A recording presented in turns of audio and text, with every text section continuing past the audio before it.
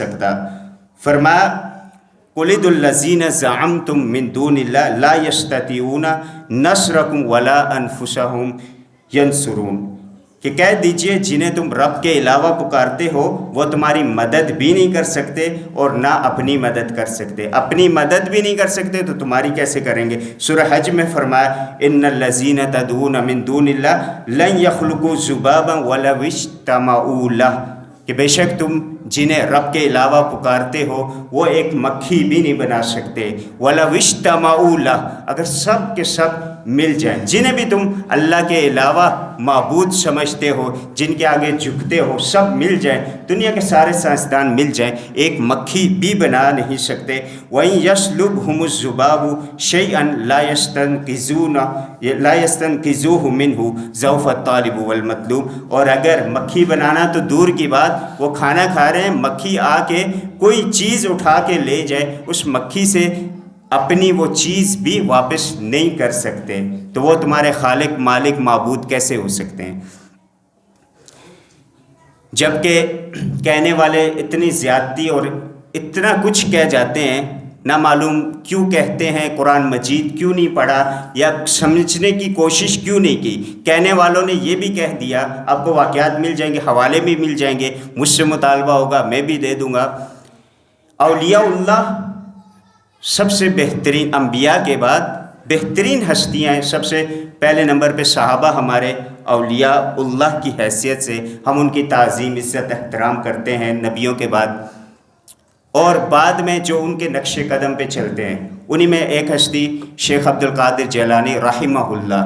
دین کے حوالے سے ان کی بہت خدمات، اللہ کے ولیوں میں سے ایک ولی، کرامات کا بھی کوئی منکر نہیں، کرامات انبیاء سے ہوتی ہیں، ایسا نہیں کہ نہیں ہوتی، لیکن شریعت کے تناظر میں ہر چیز کو دیکھا جائے گا۔ کچھ چیزیں ایسی لوگ جو ہے غلو کر کے، کیا عیسائیوں نے غلو نہیں کیا؟ عیسائیوں نے بھی غلو کیا اور عیسیٰ علیہ السلام کو اللہ کا بیٹا بنا لیا، حالانکہ ایسا ہے تو نہیں، اور محبت میں کیا۔ تو ہم بھی جو ہے عوام الناس جو ہے محبت میں اور غلو کرتے ہوئے جو ہے ایسے قصے کہانیاں جوڑ دیتے ہیں کہ اللہ کی پناہ، اور اللہ کی گویا کہ شرکت میں اللہ کے ہاں اس کو شرک سمجھا جائے گا۔ کہنے والوں نے کہا لکھا کہ شیخ عبد القادر جیلانی رحمہ اللہ سے ان کے ایک مرید کا انتقال ہو گیا۔ جب انتقال ہوا تو فرشتہ ملک الموت روحیں لے کر، ظاہر ہے بہت سارے لوگوں کی روحیں جب وہ جمع کرتے ہیں تو شاید اکٹھا لے کے جا رہے ہوں، تو لے کے جا رہے تھے، انہیں بلایا گیا، شیخ صاحب ہماری مدد فرما دیجئے۔ انہوں نے ملک الموت سے رابطہ کیا، ملک الموت سے رابطہ کیا اور کہا کہ میرا ایک مرید ہے تمہارے تھیلے میں، تمہاری روحیں، جو روحیں تم لے کے جا رہے ہو اس میں میرا ایک مرید ہے، اس کی روح واپس کر دو۔ اس نے کہا کہ میں تو اللہ کے حکم سے سب کام کرتا ہوں، اور جس کام کا اللہ نے آرڈر دیا، حکم دیا، وہی کرتا ہوں، اس کے علاوہ کچھ بھی نہیں کرتا۔ قرآن بھی یہی کہتا ہے لا یعصون اللہ ما امرہم ویفعلون ما یؤمرون، اللہ کی نافرمانی نہیں کرتے، جو حکم ملتا ہے صرف وہ کرتے ہیں۔ انہوں نے کہا میں نہیں دے سکتا، مجھے رب سے حکم نہیں۔ انہیں جلال آیا، انہوں نے فوراً جو ہے ہاتھ سے اس کا پورا تھیلا ہی چھین لیا، اور تھیلے سے ساری روحیں ماشاءاللہ پرواز کر گئیں اور سب میں واپس چل گئیں، الیاذ باللہ۔ اور یہ اس پر عقیدہ رکھا جاتا ہے، میں نے پہلے بھی عرض کیا، آپ حوالہ مانگیں گے، حوالہ بھی میں دینے کا جو ہے وہ پابند ہوں۔ تو کیا یہ عقیدہ کیا قرآن کے صریح خلاف نہیں؟ رب فرماتا ہے میرے فرشتے میرے حکم کے علاوہ کچھ کر نہیں سکتے، اور رب